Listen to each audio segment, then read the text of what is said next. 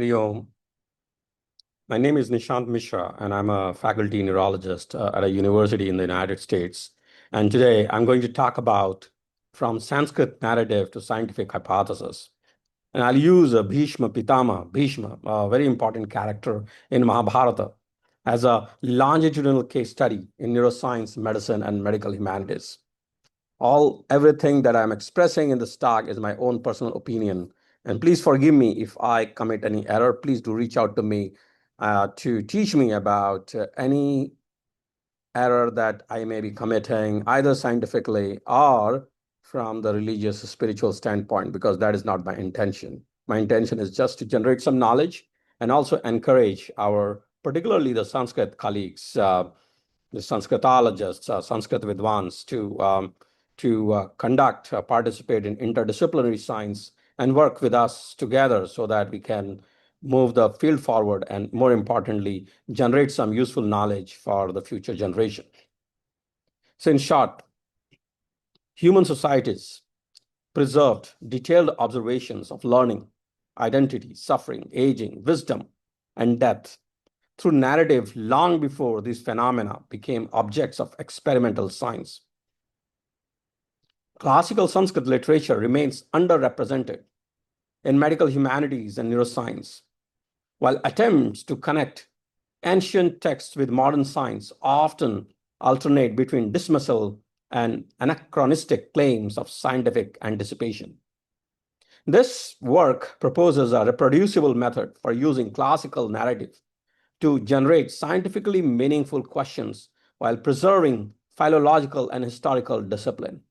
Bhishma, whose life in Mahabharata extends from the education and succession through public renunciation, leadership, catastrophic injury, teaching, and death, is examined as a longitudinal literary case. The analytical sequence proceeds from primary Sanskrit text to philology, historical context, neutral behavioral observation, contemporary scientific comparison, and testable hypothesis. Three developmental phases organize the analysis. Formation raises questions concerning expertise, mentorship, oral learning, professional identity, and cognitive reserve. Commitment examines how a public vow becomes an organizing identity, supporting persistence while potentially constraining adaptive flexibility.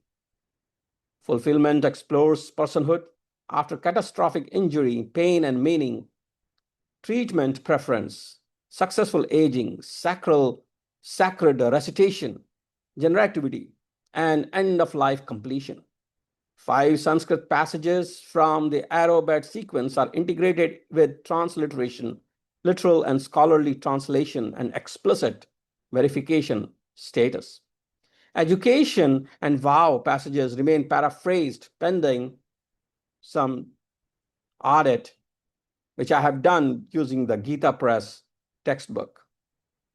This work argues that classical Sanskrit narrative is neither biomedical evidence nor a substitute for experiment. Its scholarly value lies in preserving complex observations that may expand the range of questions modern science and medicine are prepared to ask. And that's the goal. Hari Om. So let's get started. So observation comes before experiment. Human beings have observed cognition, illness, suffering, moral conflict, resilience, aging, and death for millennia. Modern science transformed these observations by subjecting them to measurement, comparison, and experiment. Yet scientific questions rarely emerge from methods alone. They arise because a phenomena has first been noticed, an unusual pattern of learning, an enduring commitment, an unexpected recovery, a preserved capacity despite disability, or a form of suffering not adequately captured by existing categories. Literature is one of humanity's oldest technologies for preserving such observations. It records not only events, but also continuity across time. how childhood formation shapes adult identity, how one decision reorganizes later choices, how bodily decline alters social authority, and how meaning changes the experience of suffering. These observations do not establish mechanism or causality. They nevertheless make phenomena visible, and visibility is necessary precursor to hypothesis. The medical humanities and narrative medicine have demonstrated that illness cannot be understood solely through anatomy, physiology, and population level evidence. Patients experience disease through language, memory, identity, family, culture, expectation, and hope. Clinical judgment similarly requires more than technical knowledge. It requires attention to ambiguity, biography, values, and the meaning of possible outcomes. Yet, the literary traditions most frequently used in this scholarship remain disproportionately modern and Euro-American. The literary traditions most frequently used in this scholarship remain disproportionately modern and Euro-American. The Mahabharata offers a major but still underused resource for such inquiry.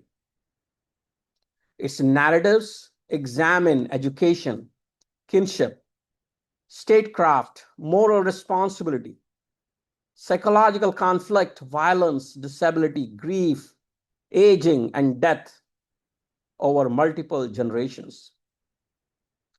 The Mahabharata should not be treated as a concealed textbook of neuroscience or medicine, nor should it be excluded from scientific conversation merely because it is literary and some believe it is theological. Actually, many believe that it is theological. A more productive approach asks whether rigorous reading can identify observations from which contemporary research questions may emerge. Bhishma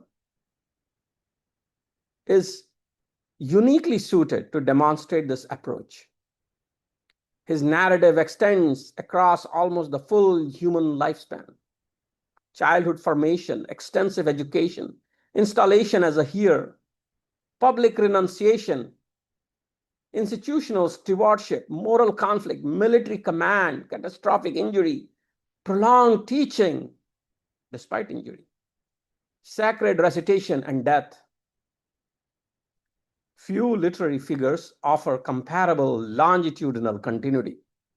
For a neurologist and a physician scientist, this continuity creates an opportunity to examine cognition, identity, agency, resilience, disability, aging, wisdom, and meaning within one coherent life narrative. So the central claim of this work, which I'm presenting today, is intentionally precise. Careful philological reading of Bhishma's life can generate scientifically meaningful and empirically testable questions while preserving the distinction between literary observation and biomedical evidence. The contribution is therefore methodological as well as interpretive, a disciplined pathway from text to question rather than from text to proof. The specific scholarly gap addressed here is methodological.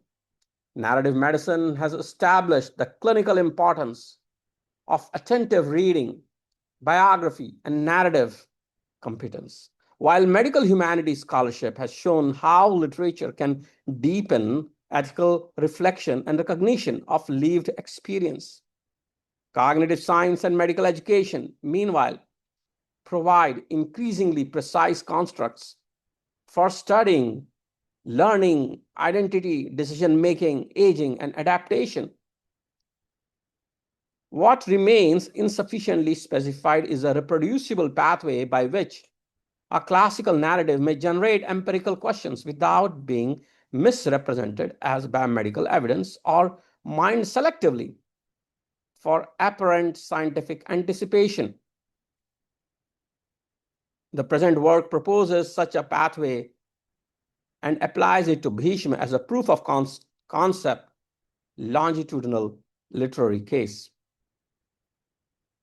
The framework is designed to be auditable.